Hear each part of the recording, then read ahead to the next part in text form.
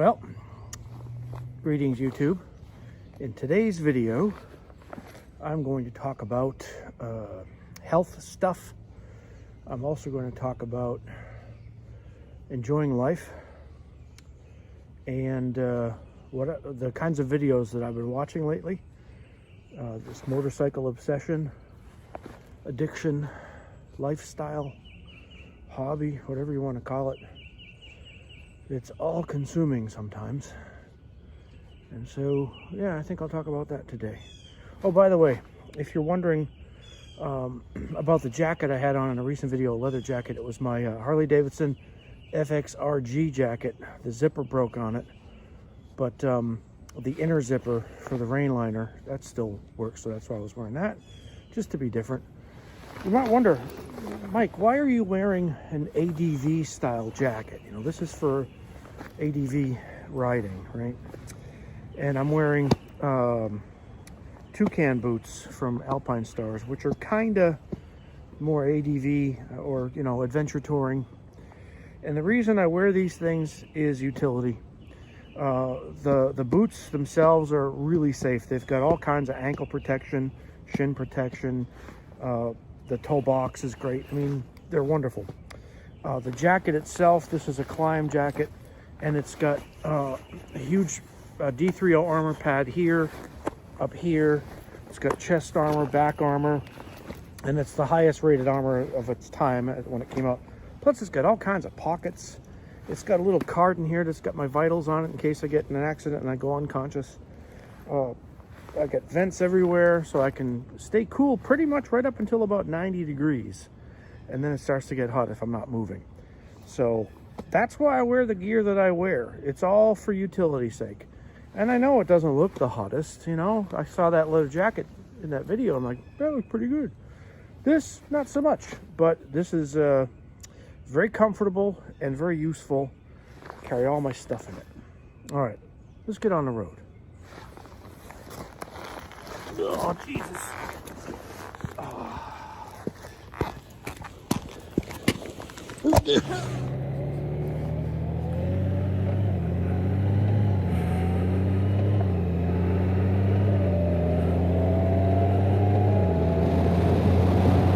Wow. Look at this. Isn't this beautiful? It's like that scene from Excalibur. The land and the king are one. Magnificent.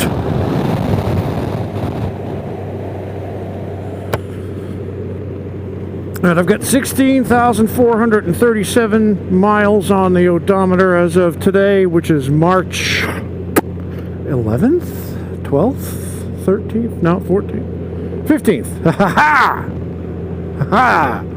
March 15th, 2021. Temperature is, I don't know, 48. That's what it said on the phone before I left anyway.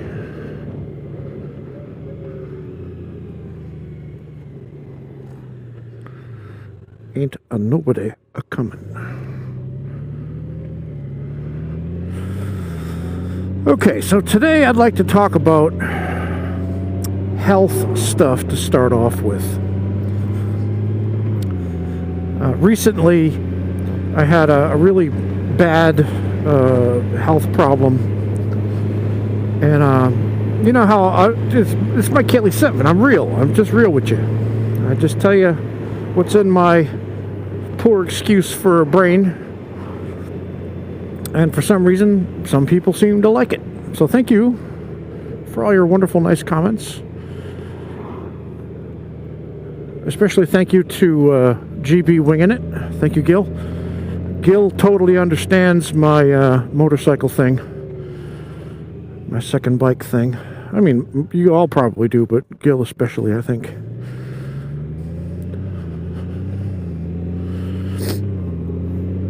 All right, so let's get going on this, right?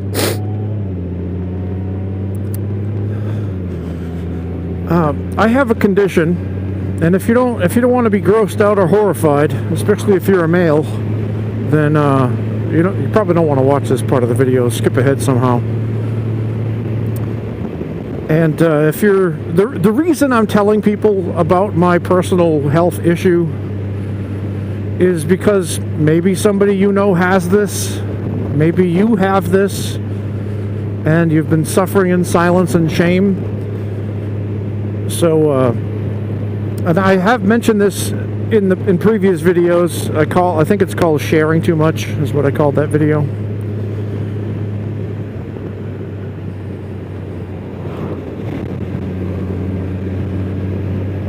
Alright, so here's the issue. Oh, pretty. I have a condition called lichen sclerosis. It used to be called balanitis xerotica obliterans, which is an autoimmune disorder with no known cause and no known cure.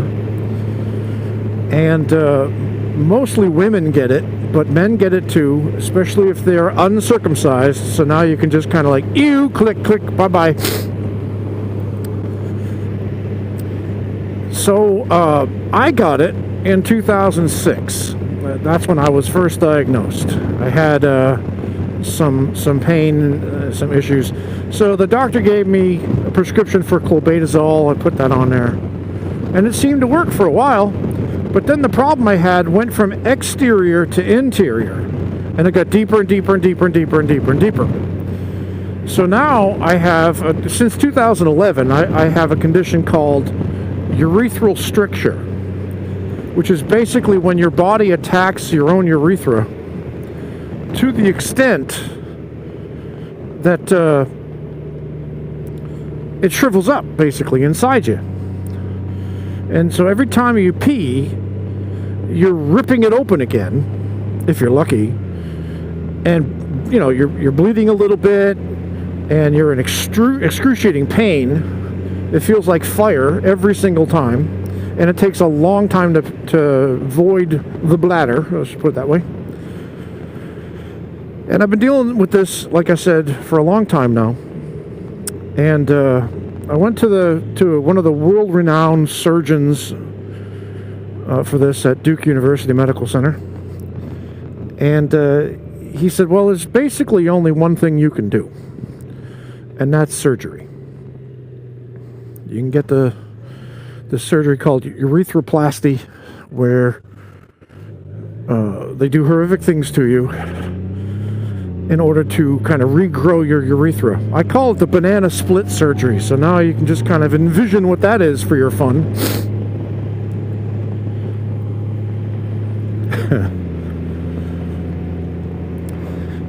And then oftentimes the problem returns within 2 or 3 years, and so you have to go through it again. It's very expensive, it's very painful, and it leaves you scarred for life. And, you know, I don't want to do that.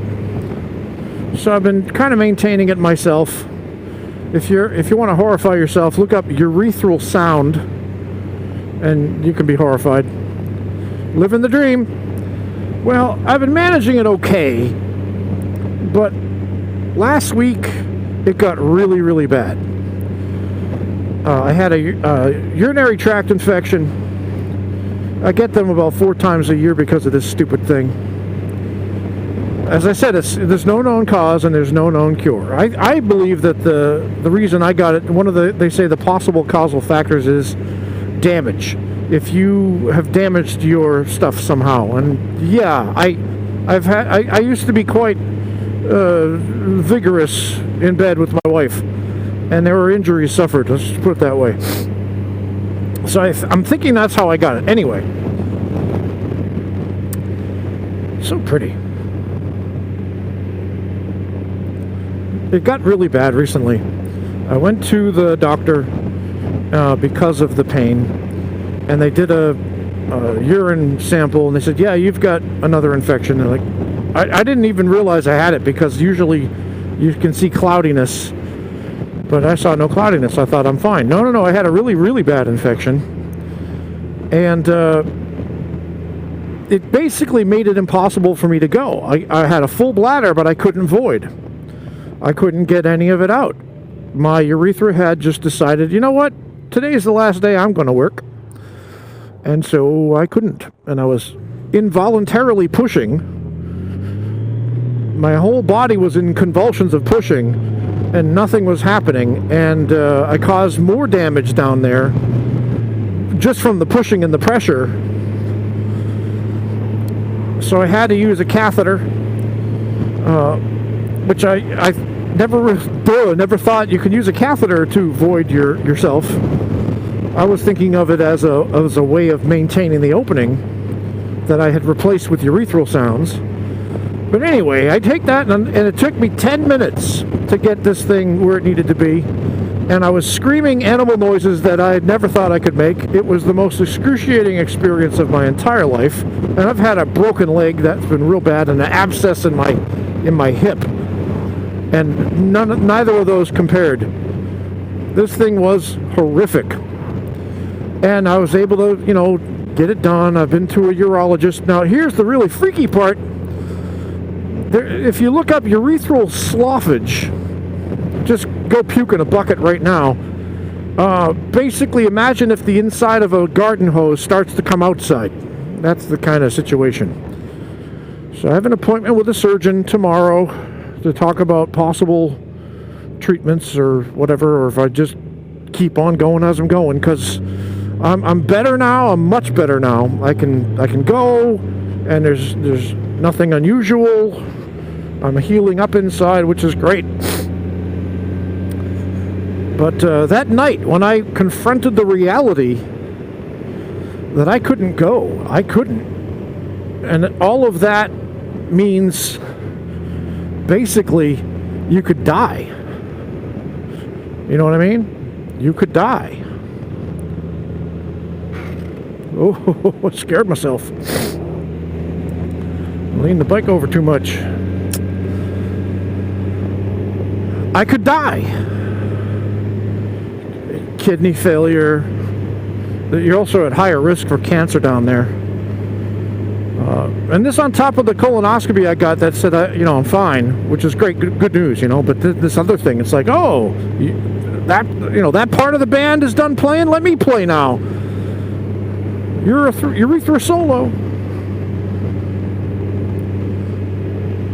So it really drives the point home. I'm 50. I'm not that old, but I'm 50, and 10 years from now I'll be 60, getting closer to 61. And if I'm having this kind of problem now, what's it going to be like in 10 years? Jesus. So it kind of underscores for me the need to find bits of joy where I can. And of course, this is a giant bit of joy. And kind of fuels my thoughts about getting this second motorcycle. This Yamaha, not Yamaha, listen to me, I said Yamaha. Oh, that's funny. Why would I say Yamaha? That's a weird Freudian slip to have. Brand Freudian slippage. Better than sloughage. There's that hex that you can't see again. I know everything is like a million miles away for you guys. Sorry. Maybe I ought to change the view in this, make it a little bit more realistic. Anyway. The Kawasaki ZH2 is my obsession, is my all-consuming passion lately. I've watched every video on it that I could possibly find. Been to every website I can to read reviews on it, and I'm on a couple of forums now, Facebook pages, and that kind of bike is basically I was incorrect when I said this before. I said it's not a sport bike. Well, basically it is. It's a sport bike without the fairings, and the frame is different, and the seat position is different, so you're sitting more upright. You're not totally upright like like this. You're more like this. But it's basically a sport bike, but it's not for the track. I mean, you can do track stuff on it, but it's not. If you watch Yami Noob, he actually made a video recently. Thank you to the person who clued me into that one. Yami Noob did a video where he took the Kawasaki ZH2 on the track, because he's done like 50 track days, so he's kind of a track aficionado. Okay. I think I'll just hang out here and watch this guy mess around.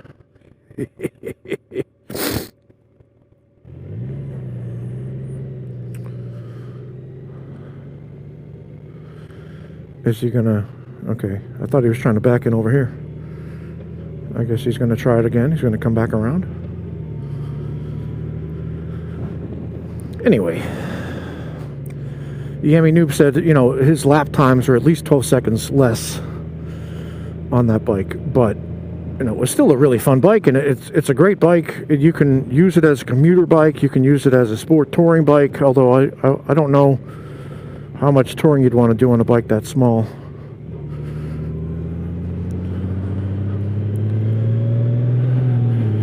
And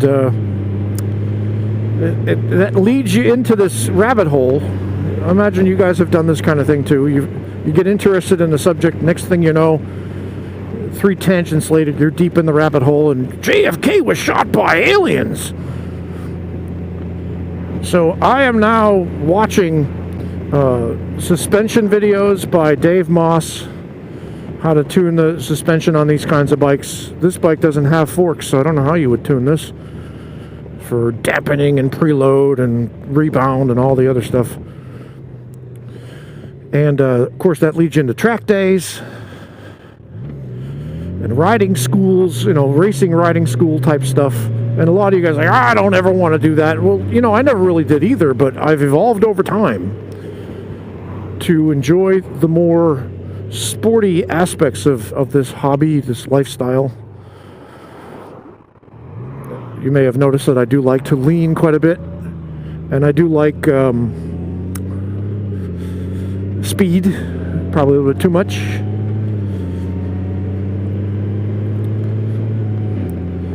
So, you know, looking into track days, I said before I didn't want to get into that. That was last year when I picked up the saxophone. And I've had to put the saxophone down because of the COVIDs.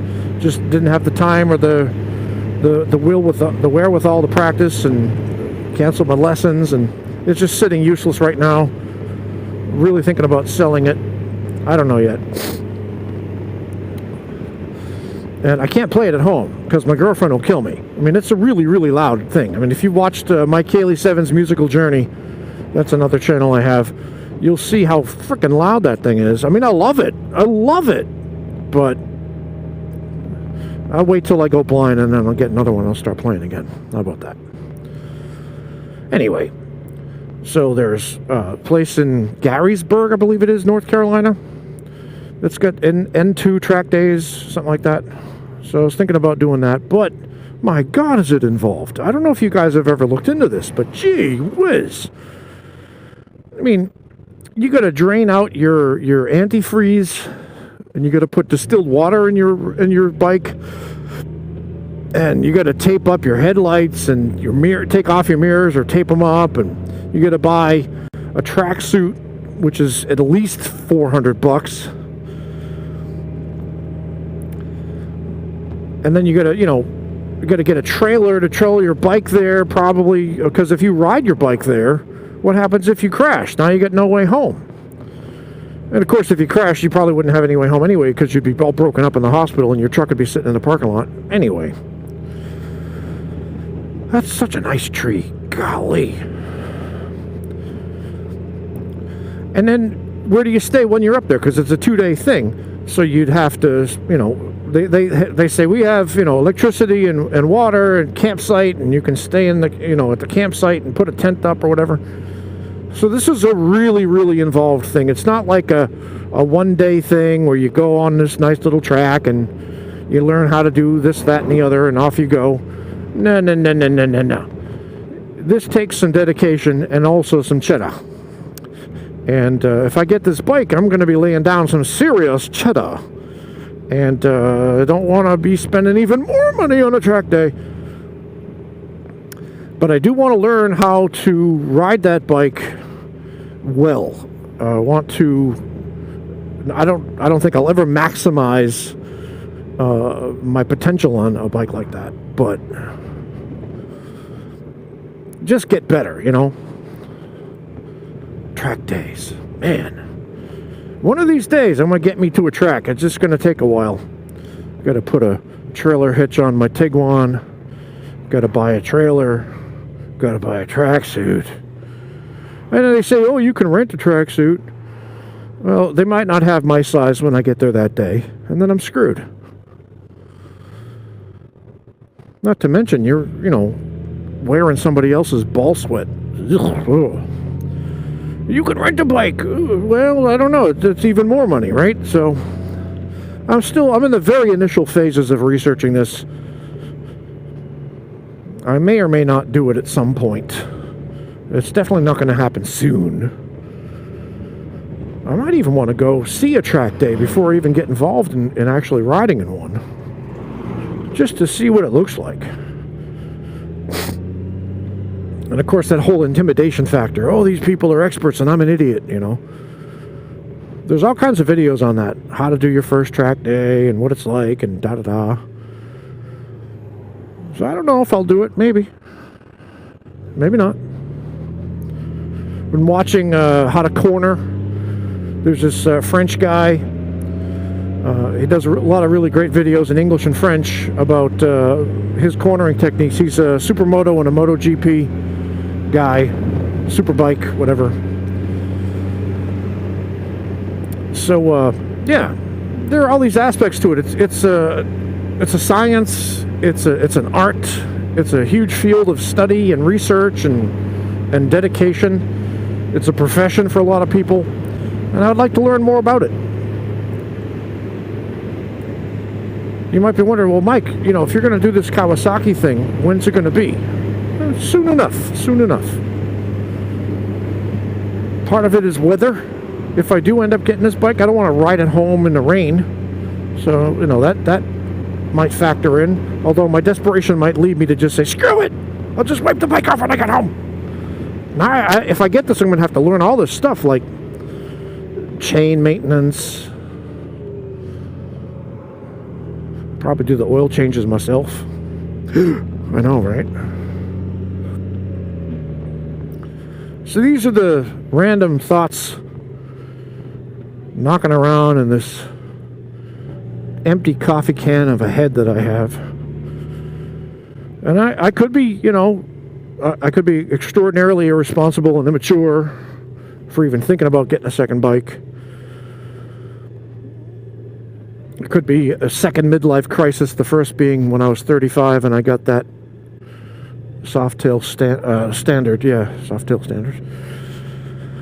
I don't know. I just feel like I want to get while the getting's good. Now, I don't know how long the party's going to last, so I want to try to get my fun in before I get me a scooter power chair, or whatever they call those things. Mike Kelly 7 here. Stay safe. I'll talk to you later.